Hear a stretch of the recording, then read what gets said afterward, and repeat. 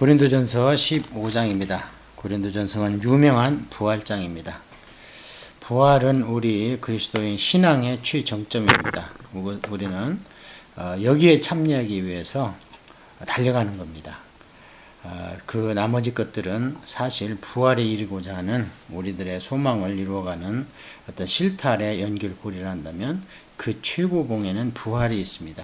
이 부활은 곧 예수님의 재림과 연결이 됩니다. 그래서 부활은 우리 기독교의 아주 유일한 주옥과 같은 미래에 일어날 교리입니다. 다른 데에서는 시간이 윤회되고 따라서 생명도 윤회되고 하면서 겁을 주고 있을 뿐이고 어떻게 우리처럼 이 부활체처럼 거룩한 모습으로 우리 내세를 보장하는 그런 건 없습니다. 왜냐하면 사단이 흉내를 낼 수 없기 때문입니다. 지금과 마찬가지로 2000년 전에도 부활에 대해서 많은 사람들이 인본적으로 접근을 한다든지 또는 자기 좁은 인간의 지성으로 부활을 얘기하려다 보니까 부활도 없다. 그러고 또 부활은 무슨 부활이야, 이미 지나간 거지.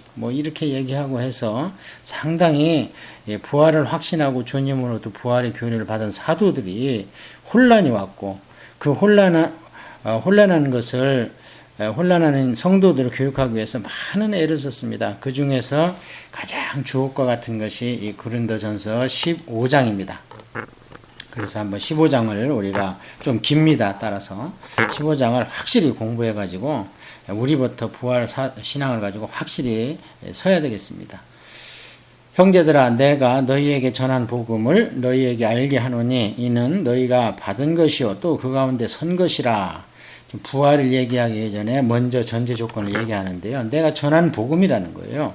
그건 뭐냐? 부활에 대해서 최후 심판에 대해서 주님의 재림에 대해서 사도 바울은 항상 설교를 합니다.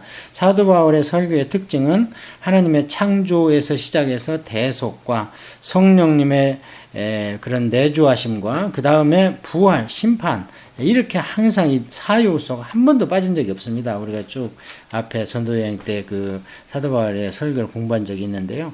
그래서 이미 부활 교리에 대해서도 이야기를 했는데 또 고린도 교회에서 분란이 난 겁니다. 너희가 만일 내가 전한 그 말을 굳게 지키고 헛되이 믿지 아니하였으면 그로 말미암아 구원을 받으리라. 그러니까 믿지 아니하였으면 하고 조건절이 붙은 걸로 봐서요. 안 믿는 부류가 있다는 겁니다. 그래서 이 부활교를 확실히 믿는 사람은요, 구원을 확실히 보장받는다는 거예요. 그러니까 구원이 확신이 있네 없네 그런데 우리가 속을 게 아니고 부활교에 대해서 얼마나 확실한 데 서 있느냐. 그래서 우리가 보통 이제 구원파를 유시해서 구원의 확신에 상당히 방점을 찍는데요. 구원의 확신은요, 지식에 없으면은 자기 신념이나 자기 신학에 머무를 수 있습니다. 그럼 그건 신앙이 아닙니다. 자기의 신념이나 신학, 이것은 꼭 신앙과 함께 간다. 이렇게 보장할 수 없기 때문입니다. 그래서 우리가 나는 진짜 주님의 재림과 부활과 마지막 심판과 천년왕국과 내세를 확실히 믿는다. 그게 우리의 구원을 확신하는 것이지 내가 언제 그냥 맨날 매달 며칠에 확실히 구원받았다. 자기 느낌일 수 있습니다. 그래서 이 부활교리가 그렇게 중요합니다. 내가 받은 것을 먼저 너희에게 전하였노니 이는 성경대로 그리스도께서 우리 죄를 위하여 죽으시고 장사 지난 바 되셨더라. 성경대로 사흘 만에 다시 살아나사. 내가 받은 것 그거 줄치해야 됩니다. 이 내가 받은 것이라는 건 무엇이냐? 이게 신약입니다. 신약. 내가 공부한 것, 그것은 구약입니다. 그래서 여기뿐이 아니고 갈라디아서 1장이라든지 에베소서 3장에 보면요, 사도 바울은 내가 받은 계시 또는 내가 새로 받은 계시 이런 표현을 씁니다. 언제 받았겠는가? 주님으로부터 그 다메섹 도상에서부터 주님과 주고받고 대화할 때, 그 다음에 천국 갔다 왔을 때. 또 주님께서 자주 꿈에 나타나셔서 힘들 때 위로하시고 권면하시는 거 이런 것들을 전부가 그리스도로부터 1:1 독과의를 받은 겁니다. 그래서 이게 신약 교리가 되는데요. 이미 부활 교리에 대해서 확실히 받았답니다. 구약은 우리가 몇 군데 제가 볼 때 10군데 정도 됩니다. 잘못 이제 부활 교리를 가지고 그 구절을 보면 구약도 부활을 얘기했구나 이렇게 믿어지지만 신약 공부와 부활 교리를 공부하지 않은 구약 백성들은 그 구절이 부활에 대한 구절이라는 것을 자세히 몰랐을 겁니다. 그래서 이 사도 바울과 같이 신약의 부활 교리를 확실히 자신 있게 선포할 수 있는 것은 배웠기 때문이고 봤기 때문입니다. 그래서 그것은 새로운 것이다. 그런데 이걸 이제 부활을 증거할 때요, 한 세 가지로 증거합니다. 첫째, 성경대로. 이게 굉장히 중요하죠. 성경대로. 두 번째는 증인. 예, 지금 앞으로 나올 겁니다. 그 다음에 이제 세 번째는 예수님의 약속. 예, 한번 보겠습니다. 자, 그래서 성경대로 죄를 사하시고 대속이죠. 성경대로 다시 사시사. 이게 부활이죠. 성경대로가 굉장히 강조됐습니다. 이렇게 중요한 거예요, 성경이. 그 다음에 이제는 이제 증인입니다. 게바에 보이시고 후에 12제자와 그 후에 500여 형제에게 일시에 보이셨나니 그 중에 지금까지 대다수는 살아있고 어떤 사람들은 잠들었으며 게바는 베드로죠. 가장 먼저 만나준 건 역시 베드로였죠. 그 다음에 여기 이제 저기는 빠졌죠. 그 여자분들, 마리아 그 몇 명의 여자분들. 왜냐하면 지금은 뭐 그렇게 여자분들을 여기서 얘기할 필요가 없죠. 확실하게 이제 지금 그 성도들한테 얘기할 때 너희들이 알고 있는 베드로도 봤고, 사실은 뭐 무덤 짓기던 그 로마 병사 또는 제사장의 그 사병들도 보기는 봤죠. 그 다음에 12제자에게 보이셨고, 엄밀히 얘기하면 이때는 11제자였죠. 왜냐하면 아직은 마띠아를 뽑기 전이니까. 그럼에도 불구하고 12제자라고 하는 것은 마띠아가 이 당시에 살아있기 때문에 이런 걸로 봤을 때 아마 마띠아가 예수님의 그런 그 감람산이라든지 또는 이런 데서 예수님의 부활을 본 다른 제자 중에 포함되어 있지 않았겠는가. 왜냐하면 세례요한 때로부터 쭉 따라다녔어야 되니까, 세례요한으로부터 세례받을 때부터 조건이. 그래서 뭐 그건 별 성경의 무호성과 관계가 없습니다. 처음에 뽑은 12제자 가운데서 가룟 유다는 이때는 없었습니다, 이미. 그리고 이 사건 뒤에 이제 그 마가의 다락방에서 예수님 승천한 뒤에 12제자를 만들었기 때문에, 그러니까 마띠아도 처음부터 그 제자 무리에는 있었다, 이렇게 볼 수 있는 거죠. 그 후에 이제 500명은 감람산에서 승천할 때 봤다고 그러고요. 성지순례 가면은 예수님이 마지막 남긴 발자국이다 하면서 돌판에 이제 두 발자국이 있는 승천교회를 볼 수 있는데요. 거기에서 이제 500명이 봤는데 대다수는 얼모스트랍니다. 대다수는 살아있답니다. 그러니까 물어봐 가서 이렇게 자신있게 얘기하는데 정말 그랬을 겁니다. 그 후에 이제 야고보에게 보이셨으며 그 후에 모든 사도에게, 여기 줄치해야 됩니다. 야고보에게. 제가 이게 강조하는 게 그거지요. 야고보는 이제 예수님 동생 야고보서를 쓴 야고보입니다. 그래서 이 야고보를 비롯한 사형제 동생들이 예수님을 마지막 그 예루살렘에 돌아가시고 올라갈 때도 안 믿었지요. 그랬는데 여기서 만났기 때문에 이 야고보와 동생과 어머니가 마가의 다락방에서 성령 강림에 했을 때 그 무리 중에 포함됩니다. 그래서 야고보를 이렇게 단독으로 만나셨다는 거예요, 예수님께서. 맨 나중에 만삭되지 못하여 난 자와 같은 내게도 보이셨느니라. 여기까지는 예수님의 부활을 증인을 들어서 증거합니다. 자, 뭐예요? 첫째는 성경으로 증거하고, 누가 뭐래도. 두 번째는 증인으로 증거하고, 그 다음에는 이제 좀 이따 보면은 이제 예수님께서도 그 말씀을 여러 번 하셨으니까요. 자, 그래서 이제 이렇게 해서 하고, 나도 봤다. 그런데 맨 나중에 만삭되지 못하여 난 자와 같은 내게도 보이셨느니라. 나는 사도 중에 가장 작은 자라. 나는 하나님의 교회를 박해하였으므로 사도라 칭함받기를 감당하지 못할 자니라. 갑자기 이제 자기도 봤다 그러면서 자기의 그 겸손을 이야기를 합니다. 자, 그러면서 이 사도 바울이요, 자기를 표현하는 게 한 세 군데 나옵니다. 그런데 이때는 고린도전서가 자기를 표현하는 성경 중에서 가장 먼저 쓰여졌습니다. 그때는 맨 처음에 뭘로 시작하냐? 만삭되지 못한 자. 그러니까 이제 7삭동이 8삭동이 같은 나다. 정말 내가 사람으로서 쟤는 모자란 자 같다. 이렇게 생각을 했는데 바로 9절에 가서는요, 사도 중에 가장 작은 자다. 그러더니 이제 나중에 에베소서 3장 정도 가면은요, 그게 이제 옥중서신이니까 나중에 써졌잖아요. 그때는 뭐라고 그러냐면 성도 중에 작은 자다. 더 낮아졌죠? 사도 중에 작은 자가 아니라. 그러더니 이제 디모데 전서, 이거는 또 옥중서신보다 더 나중에 써졌잖아요. 그 1장에 보면요, 죄인 중에 괴수다. 이래서 우리가 믿음이 들어가고 하나님을 알면 알수록 자기를 압니다.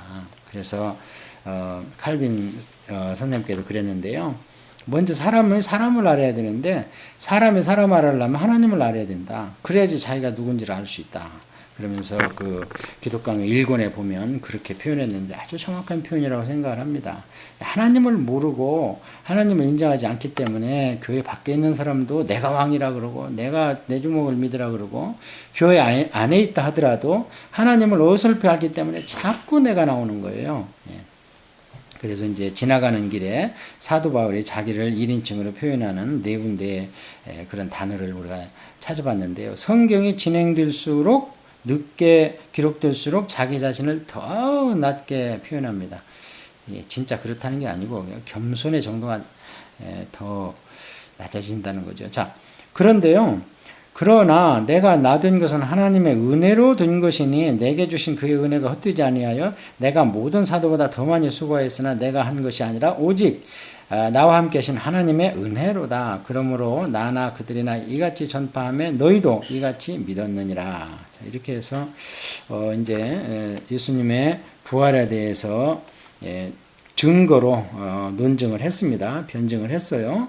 그런데 여기서 우리가 중요한 것은요, 이제 이게 예정교리의 시작이죠. 여기 예정이란 말은 안 썼지만, 왜냐하면 내가 나된 것은 하나님의 은혜다. 도대체가 나는 교회를 핍박하고 진멸하던 자인데 어떻게 내가 구원을 받아서 또 사도가 되었느냐. 이것은 어떻게 된 것이냐. 하나님께서 나를 구원하기로 예정됐다. 그래서 성경의 구원은 대부분 성경의 예정론은요, 대부분 구원과 연결이 됩니다. 성도의 삶과 연결이 별로 안 됩니다. 그건 하나님의 섭리나 하나님의 이런 다른 그 주권에 해당하는 부분이지, 구원을 얘기할 때 우리의 삶이 예정을 얘기할 때요, 우리의 삶이 예정되어 있다, 그렇지 않습니다. 예정은 하나님께서 우리의 구원을 예정해 놓은 거죠. 왜냐면 우리가 우리를 알잖아요. 우리가 무슨 구원을 만한 짓을 했으며, 그 5000년 한반도에 복음이 없는 시대에 살다가 어떻게 마지막 날 우리가 복음이 한반도 이 지구 끝 아닙니까? 저기 유대 예루살렘에서 생각하면, 그런데 복음이 들어온 시대에 우리의 생명을 허락하셨는가? 이거는 하나님께서 우리를 구원하기 위한 그런 퍼즐 맞춤이 아니겠는가? 자, 이렇게 해서 구원의 이제 증거들을 했기 때문에, 예수님의 부활을 증거들을 했기 때문에 예수님의 부활에 대해서는 논증이 끝났고요. 따라서 이제 성도의 부활도 있다는 거예요. 자, 그리스도께서 죽은 자 가운데서 다시 살아나셨다 전파되었거늘 너희 중에 어떤 사람들은 어찌하여 죽은 자 가운데서 부활이 없다 하느냐. 자, 이게 문제입니다. 이게 질문인 거예요. 뭐라고 그러는가. 고린도 교회에서 부활이 없다는 가르침을 누가 가르치고 가요. 또 사도 바울은 부활이 있다 그러고 종말론 설교를 하고 갔는데, 그 뒤에 온 수뇌 전도자가 부활이 없다, 이렇게. 왜냐면 유대교 가운데 사두개인 같은 사람들은 부활이 전혀 없다고, 내세도 없고 천사도 없고 영도 없고 막 이렇게 벌써 그런 교리가 있기 때문에, 그런 사람이 지나가서 씨를 뿌리니까 이 가라지가 또 싹이 떠가지고 부활이 없다. 이게 첫 번째 문제예요. 부활에 대해서. 부활에 대해서 두 번째 문제가 조금 있으면 나오는데요. 어떻게 다시 우리가 살겠냐. 한번 죽으면 그만이고 형체가 없고 흙이 돼버리는데 뭐 어떻게 산다는 거예요 도대체. 해서 이제 어떻게 부활에 이랬냐, 부활에 대한 방법에 대해서 의문을 가지니까, 그렇다면 부활이 없는 거지. 이렇게 두 가지의 질문이 있었습니다. 그래서 첫 번째 질문은 사람의 부활이 없다. 사실 디모데 후서 2장에 가면요, 디모데 후서는 사도 바울의 가장 마지막에 유언과 같이 쓴 책인데요, 거기에도 그때까지도 디모데 후서 2장 16절 같은 데 가면은요, 부활이 지나가 버렸다. 후메네와 밀레도 같은 사람이 그 가르치는 거짓 선지 그 고사가 와가지고 부활이 지나가 버렸다. 물론 이제 거기 한 문장이지만 그게 철학에서 기인한 거거든요. 자세히는 할 수 없고, 두 부류가 있습니다. 부활 없다 하는 사람이 있는가 하면 부활은 지나갔다, 이런 사람이 있었다는 거예요. 자, 만일 죽은 자의 부활이 없으면 그리스도도 다시 살아나지 못하셨으리라. 그리스도께서 만일 다시 살아나지 못하셨으면 우리가 전파하는 것도 헛것이요 또 너희 믿음도 헛것이며 또 우리가 하나님의 거짓 증인으로 발견되리니 우리가 하나님의 그리스도를 다시 살리셨다고 증언하였습니다. 만일 죽은 자가 다시 살아나는 일이 없으면 하나님의 그리스도를 다시 살리지 아니하셨으리라. 그래서 우리가 구약을 공부할 때에 레위기를 공부하면서 절기 공부를 했습니다. 그래서 대7대 대절기는 1년을 순회하면서 마치 농사철에 맞춰서 절기가 있죠. 그때 초실절이 예수님의 부활이고 77절 지금 오순절이죠. 이제 그게 모든 성도의 부활이고 이렇게 해서 다 예표가 되어 있던 것이고, 자 지금 이제 여기까지 왔을 때 그리스도가 부활했다는 것을 부인할 자가 없습니다. 왜냐면 500명이나 받고 다 지금 대수 살아 있고 성경도 그렇게 증거를 하고 있고 사도도 받고 했기 때문에, 자 그래서 지금부터는 예수님의 부활을 의심하지 않는 자는 전제하에, 만약에 예수님이 부활이 없다면 성도도 살아나지 못하는데 반대로 예수님이 부활하신 게 확실하다면 특정하게 예수님을 믿는 자의 부활이 그거 사실이 아니겠느냐. 그러고 우리가 부활이 있다고 막 설교하고 다녔는데 만약에 없다면 우리가 거짓 증인이다. 거짓 증인은 돌팔매 맞아 죽지 않습니까? 레위기나 유대교 안에서는. 그래서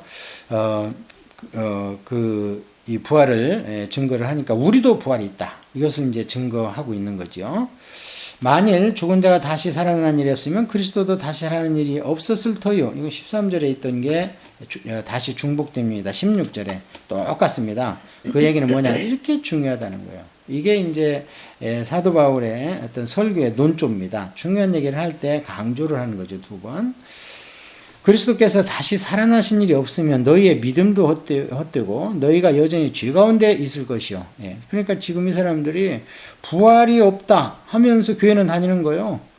그러니까 그럼 헛믿음이라는 거예요. 왜 부활이 없는데 뭐하러 교회를 나오냐. 우리가 뭐 이 땅에서 무슨 교회를 통해서 뭐 장사를 하고 돈을 벌고 뭐 명예를 얻고 애햄하고 존경받고 그따위 것이 그리스도의 그 본질도 아무것도 아니다. 그런 것들은 우리의 본질의 끝에는 부활이 있다. 근데 어떻게 부활이 없다고 하면서 교회는 다니냐? 그럼 너희들은 정말 여전히 죄 가운데 있는 것이고, 또한 그리스도 안에서 잠자는 자도 망하였으리니 만일 그리스도 안에서 우리가 바라는 것이 다만 이 세상의 살뿐이면 이 세상의 삶뿐이면 모든 사람 가운데 우리가 더욱 불쌍한 자니라. 그렇지 않습니까? 이 뭐 얼마나 지당한 얘기입니까? 우리는 얼마나 많은 시간을 교회에서 보내며 얼마나 시간을 교회에 봉사하며 얼마나 많은 물질을 하나님 나라를 위해서 저희가 헌금을 했습니까? 그런데 그게 다 헛된 것이라면, 다른 믿음이 있고 부활에 대한 믿음이 없다면 그건 헛된 믿음인데, 그렇다면 우리가 얼마나 더 불쌍하냐. 차라리 그 시간에 운동을 하고 그 시간 그 돈 가지고 우리의 삶을 윤택하게 하지. 그렇기 때문에 부활은 우리 기독교인의 가장 중심이요 핵이다. 자, 이렇게 해서 이 우리 성도들의 부활, 또 죽은 자의 이제 성도들이 장차 죽겠죠. 잠잔다고 여기는 표현하는데요. 그 부활에 대해서 확실하게 이중 논법으로 증거를 했습니다.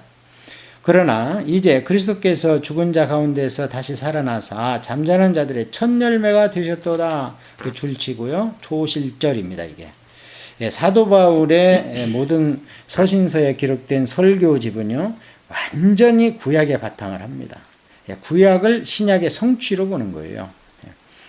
사망이 한 사람으로 말미암아 죽은 자의 부활도 말미암았으니 죽은 자의 부활도 한 사람으로 말미암는도다.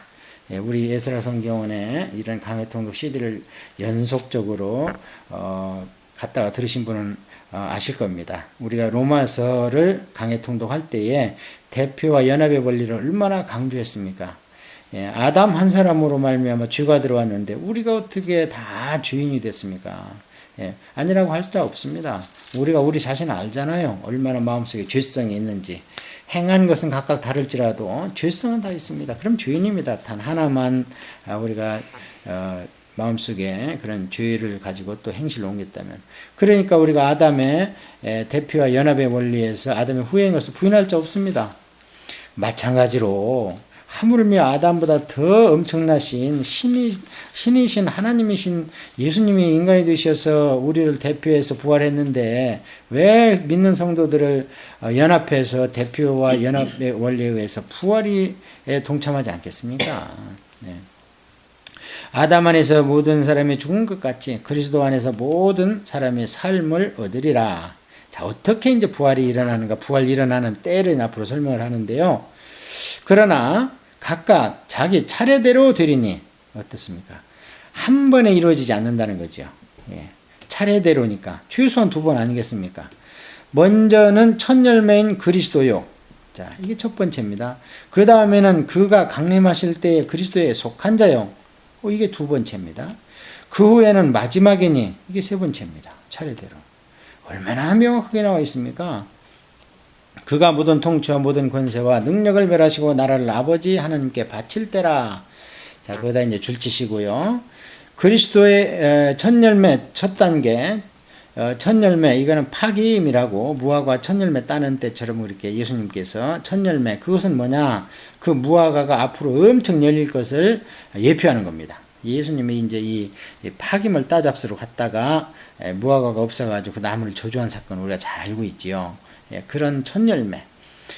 자, 그래서 2번째는 그가 강림하실 때 그 줄치고 파루시아, 이게 파루시아. 이게 2단계입니다. 그래서 파루시아라고 그러는데 이것은 어디에 오시는가? On the cloud입니다. 구름 위에로 주님이 오십니다. 그래서 이때는 언젠가냐면 후 3년 반 대환란 바로 직전.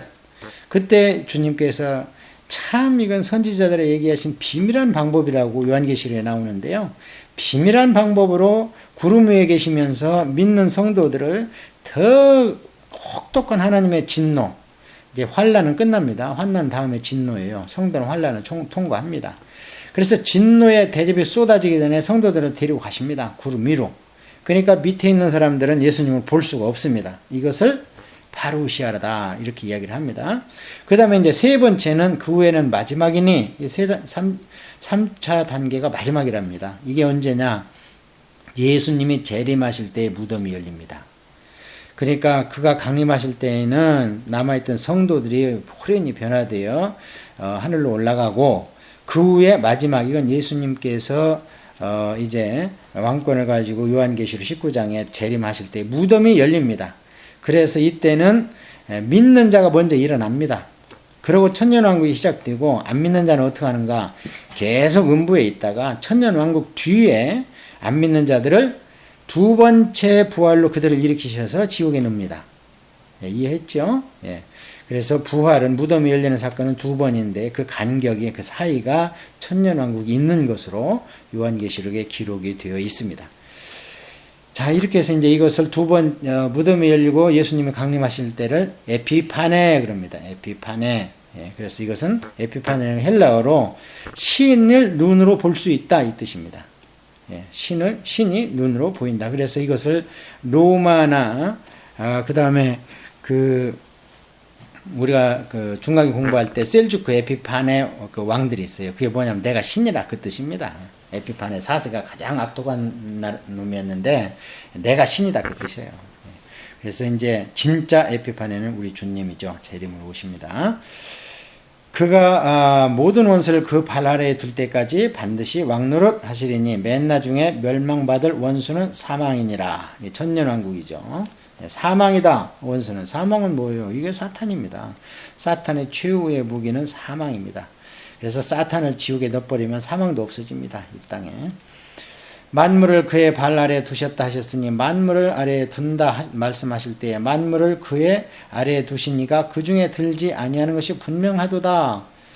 갑자기 이제 조금 해석이 모호한 구절이 구약 성경에 여기에 이제 끼어 들어가는데 이게 시편 이제 8편인데요. 그 뒤에까지 읽어보면요. 만물을 그에게 복종하게 하실 때에는 아들 자신도 그때 만물을 자기의 복종하게 하신 이에게 복종하게 되리니 이는 하나님의 만유의 주로서 만유 안에 계시려 하심이라. 예. 이게 이제 갑자기 이제 하나님, 성부 하나님의 그런 존재를 여기서 부각을 시키는데요.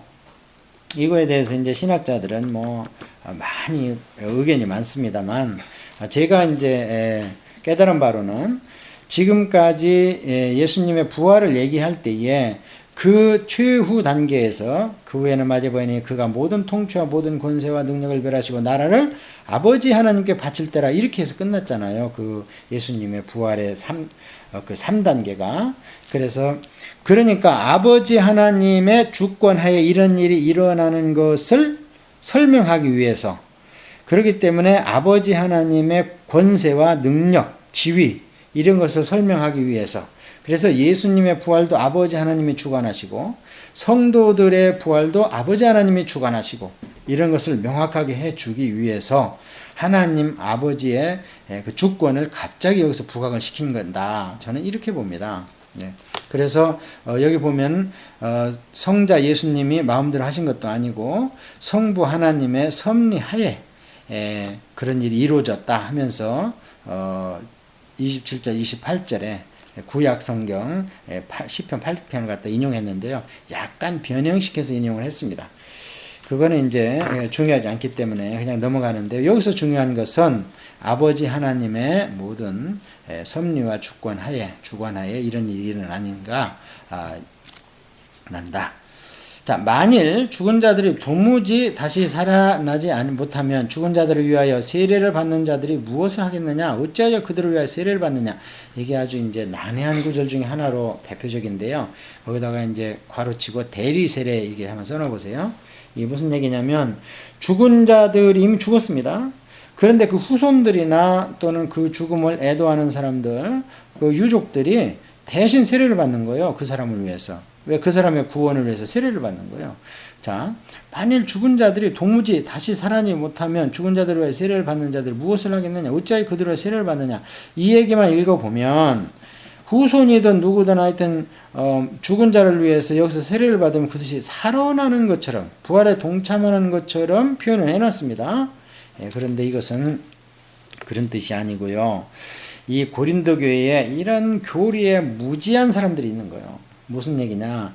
죽은 자들을 위해서 대신 세례를 받으면 그들이 구원을 받는다. 이게 마치 천주교의 그런 예를 들어서 중세시대를 많이 암흑에 몰아넣었던 그런 면죄부 판매라든지 십자군 원정의 그 십자군에 자기가 자원해서 입대한다든지 가서 뭐 순교를 한다든지 이런 교리들과 연관이 되어 있는 건데요. 이런 무지한 사람들이 교회 안에 있다는 거예요. 대리신 세례받으면 조상이든 망자가 부활에 동참하고 구원받을 수 있다. 그러면서 대신 세례가 유행했다는 거예요. 있었다는 거예요. 그런 자들 일부가 교회 안에 있다는 겁니다. 그러니까 이건 무슨 얘기냐면, 도대체 부활을 믿지도 않는 사람들이 어떻게 해서 죽은 자에 대한 세례를 받으면 죽은 자도 부활한다는 그런 교리는 가지고 있느냐? 이거 앞뒤가 맞지 않지 않느냐? 이러면서 꾸짖으면서, 이게 마치 옳은 교리라는 게 아니고요. 그 당시에 교회 안에 잘못 들어온 세태가 거기에 동참한 사람들을 이중으로 꾸짖는 겁니다. 왜 그런 쓸데없는 데는 가서 참여하면서 돈 내고 대리세례 받고 이러면서 어찌해서 진짜 예수님의 그런 부활을 믿지 않는단 말이에요. 이거는 세상 논리로도 맞지 않는 거 아니냐. 그러니까 이건 별로 어려운 게 아닙니다. 그 당시에 지금도 교회 안에 잘못된 전통이나 이런 것이 있지 않습니까? 뭔가 조금 안 하면 깨름직한 것 같고 막 그런 거. 예. 또 어찌하여 우리가 언제나 위험을 무릅쓰리요? 형제들아, 내가 그리스도 예수 우리 주 안에서 가진 바 너희에게 대한 나의 자랑을 두고 단언하노니 나는 날마다 죽노라. 여기 날마다 죽노라 줄쳐보시고요. 이것은 지금 성화를 얘기하는 것이 아니고요. 원문에 보면 나는 날마다 죽는 것 같은 위험 속에 살고 있다. 그렇잖아요. 가는 데마다 하면은 유대인들이 죽이려고 그러고 막 이러니까 나는 그냥 날마다 죽는 그런 위험에, 바로 앞절에 위험이 나오잖아요. 우리가 어찌하여 언제나 위험을 무릅쓰리요 하면서 나는 날마다 죽노라 하니까 이것은 진짜 바울의 육신이 날마다 죽을 위험에 노출되어 있다는 겁니다. 그렇게 하는 것이 무슨 소용이 있냐? 만약에 부활이 없다면, 나는 부활을 확실히 믿고 주님한테 받았기 때문에 내가 존재하는 것보다 더 확실한 게 성도의 부활이다. 그래서 나는 죽기를 각오하고 이렇게 주님의 종으로서 살아가는 것이다. 내가 사람의 방법으로 에베소에서 맹수와 더불어 싸웠다면 내게 무슨 유익이 있으리요? 죽은 자가 다시 살아나지 못한다면 내일 죽을 터이니 먹고 마시자 하리라. 이게 에베소에서 3년 동안 사역할 때 참 그 아담의 신상 데메드rio 그런 사건 때문에 많이 힘들었잖아요. 근데 그들을 이제 맹수로 비교를 했습니다. 이 맹수가 나온다고 무슨 원행 경기장에 들어갔던 게 아닙니다. 거기 한번 들어가면 못 살아옵니다. 맹수한테 죽든지 어떻게 하고 끝나는 것이지. 그러고 사도 바울은 로마 시민권자이기 때문에 이런 데 집어넣으면은 안 됩니다. 로마 시민권이 있기 때문에. 그래서 이 맹수는 실제로 이제 에베소에서 그 우상 아담의 신상 만드는 거를 이제 뭐 복음이 전파되니까 그들이 먹고 살게 망하게 생겼으니까 그래서 기업 동맹을 맺어가지고 사도 바울을 죽이려고 했잖아요. 그런 일들 가운데에서 진짜 부활 신앙이 없었다면 내 신앙도 아무 유익이 없는데 그러면 내가 그들하고 그냥 타협하고 그 다음에 뭐 그냥 먹고 마시고 이렇게 하는 것이고 이 땅의 삶에 달하면 죽을 때까지 내일 죽을 터이니 이 육신의 생명에 닿을 때까지 그냥 먹고 마시고 편하게 이렇게 살자 이렇게 하지 내가 왜 그들과 싸웠겠느냐 이 땅에서 뭐 돈 한 푼 나오는 것도 아닌데 이러면서 사도 바울의 부활 신앙이 사도 바울의 그런 사도직을 수행함에 있어서 가장 초석이 된 그것을 증거하고 있죠. 속지 마라. 악한 동무들을 선한 행실로 더럽히나니 깨어 의를 행하고 죄를 짓지 마라. 하나님을 알지 못하는 자가 있기로 내가 너희를 부끄럽게 하기 위하여 말하노라. 깨어 있으라는 겁니다. 하나님을 알지 못하는 자 이게 뭐냐면은 원어로 보면요 이 뻔뻔한 무식쟁이라는 뜻이에요. 그러니까 알지도 못하면서 자기가 알고 있는 게 그냥 막 무쇠덩어리 같은 견고한 신념으로서 그 안에 자리 잡고 있는 거예요. 내가 옳다니까 하면서 마치 지금 어느 강대국 나라 대통령이 그러잖아요. 지금 자기가 하는 건 다 옳다는 거예요. 그냥 당신이 국정 수행 능력이 그냥 A+다. A+보다 더 있다면 나는 그보다 더 잘한다. 그러면서 그건 신학이 아닙니다. 어떤 분들은 상당한 신앙이 있는 것처럼 얘기를 하는데 그렇지 않습니다. 그 신념입니다. 자기 신념. 자, 그래서 하나님을 알지 못하는 자, 이 무식을 뻔뻔하게 여기는 자가 되지 않기를 우리는 간절히 바라야 되겠죠. 그러려면 성경 공부해야 됩니다. 그리고 기도해서 성령 가운데 성경이 풀어져야 됩니다. 자, 이렇게 해서 이제 부활 신앙에 대해서는 더 이상 논박할 게 없게 됐죠. 그러면 두 번째 질문. 도대체 그럼 썩는 몸이 어떻게 부활한단 말이야? 이 질문. 누가 묻기를 죽은 자들이 어떻게 다시 살아나며 어떠한 몸을 오느냐 하리니. 이 두 번째 질문이죠. 자, 그 참 상식적으로는 이해가 안 갑니다. 이게 과학으로 되겠습니까? 이게 무슨 뭐 세상 어떤 방법으로 되겠습니까? 썩어서 없어요. 흙으로 돌아갔는데 어떻게 다시 어떠한 몸으로 다시 살아나겠느냐 했을 때에 어리석은 자여 내가 뿌리는 씨가 죽지 않으면 살아나지 못하겠고 또 내가 뿌리는 것은 장래의 형체를 뿌리는 것이 아니요 다만 밀이나 다른 것의 알맹이 뿐 이로되 하나님의 그 뜻대로 그에게 형체를 주시되 각 종자에게 그 형체를 주시느니라. 그래서 이제 일단 식물을 가지고 얘기를 합니다. 식물을 가지고 얘기를 하면서 사실 우리가 여기서 한번 생각을 해봐야 되는데요. 성부 하나님 할 때 우리는 하나님을 우리만의 인간만의 아버지로 생각하는데 그렇지 않습니다. 천사의 아버지도 됩니다. 만물의 아버지도 됩니다. 왜냐면 다 만들었잖아요. 이게 본인 거죠. 사실 아버지라는 게 뭡니까? 가정에서도 아버지라는 것은 씨를 줬기 때문에 아버지죠. 그로 말미암아 내 생명이 생겼으니까 아버지인 거예요. 그런 맥락에서 보면 모든 만물의 아버지는 하나님이십니다. 우주의 아버지가 하나님이십니다. 그래서 우리는 성자, 성부, 성령을 얘기할 때 인간적인 방법으로 이해하면 안 됩니다. 그거는 기능적 면에서 우리가 이야기를 해야지. 자, 그래서 일단 식물을 봐라. 어떤 조그마한 씨만 뿌리지. 형체를 뿌리는 게 아니다. 무회계는 뭐냐면요. 예를 들어서 30m 되는 느티나무가 있다고 봅시다.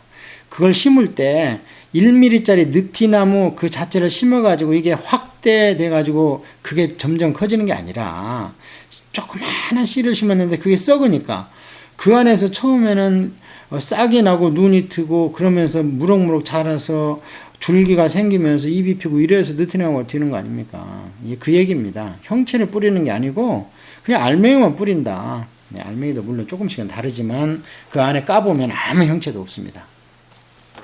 이제 오늘날은 이제 과학이 발달했으니까 무슨 DNA 조직 이런 얘기 하는데요. DNA 조직이 아니라 천하 없는 거라도 그 안에 까보면 아무것도 없습니다. 전자현미경을 1000만 배에서 보세요. 그 안에 느티나무가 보입니까? 아무것도 안 보이죠. 그런데 그게 커가지고 하나님이 주신 형체대로 자기 형체를 이루어간다. 이 육체도 마찬가지라는 거예요. 육체는 다 같은 육체가 아니니 하나는 사람의 육체요, 하나는 짐승의 육체요, 하나는 새의 육체요, 하나는 물고기의 육체라.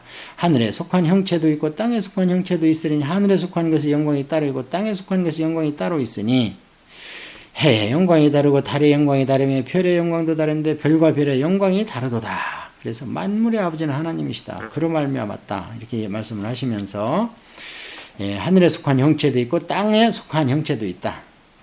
자, 우리는 하늘에 속한 형체가 지금은 없죠. 눈으로 보는 건 땅에 속한 형체죠.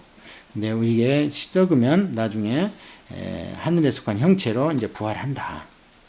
죽은 자의 부활도 그와 같으니 썩은 것으로 심고 썩지 아니하는 것으로 다시 나며 썩은 것은 육체죠. 이게 죽어서 땅에 묻히면 썩지 아니할 것 다시 나 이게 영체입니다. 부활체입니다.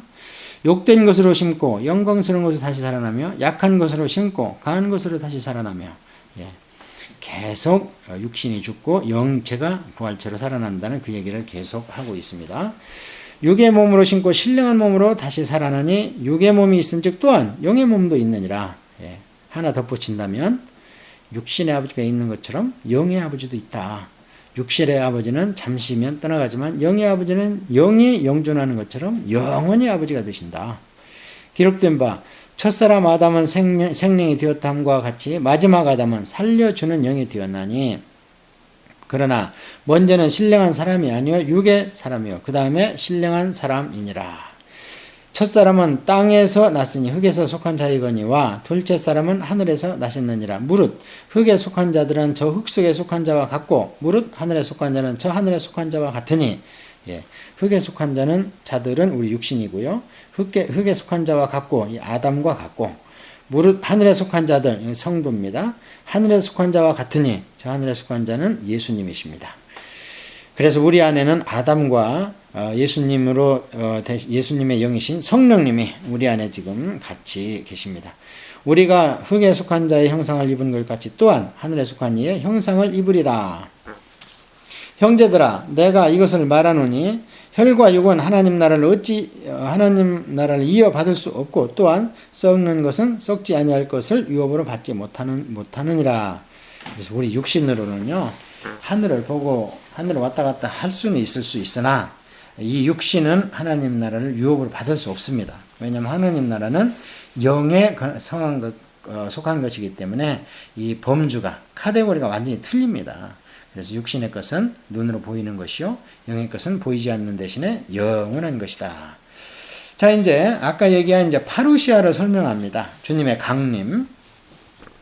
이거는 이제 먼저 살아있는 자들 변화되는 거죠. 그 다음에 이제 나중에는 이제 부활에 대해서 얘기를 해야 되는데 여기 이제 부활은 이제 요한계시록 가서 한번 더 자세히 하고요. 보라, 내가 너희에게 비밀을 말하노니 우리가 다 잠잘 것이 아니요 마지막 닷발 순식간에 호련히 다 변화되리니 낫발 소리가 나며 죽은 자들이 썩지 아니할 것으로 다시 살아나고 우리도 변화되리라. 이 썩을 것이 반드시 썩지 아니할 것을 입겠고 이 죽은 것이 죽지 아니함을 입으리로다. 이 썩을 것이 썩지 아니함을 입고 이 죽을 것이 죽지 아니함을 입을 때는 사망을 삼키고 이기리라. 기록된 말씀이 이루어지리라. 사망아 너의 승리가 어디 있느냐. 사망아 내가 쏘는 것이 어디 있느냐. 사망이 쏘는 것은 죄요 죄의 권능은 율법이라. 우리 주 예수 그리스도로 말미암아 우리에게 승리를 주시는 하나님께 감사하노니 그러므로 내 사랑하는 형제들아 견실하며 흔들리지 말고 항상 주의 일에 더욱 힘쓰는 자들이 되라. 이는 너희 수고가 주 안에서 헛되지 않은 줄 알미라라. 자, 이렇게 해서 15장을 우리가 부활장으로 같이 공부를 해봤습니다. 자, 이제 이렇게 해서 15장을 여러 번 우리가 공부함으로 인해서 부활에 대해서 흔들리지만 않는 신앙을 가져야 되겠습니다.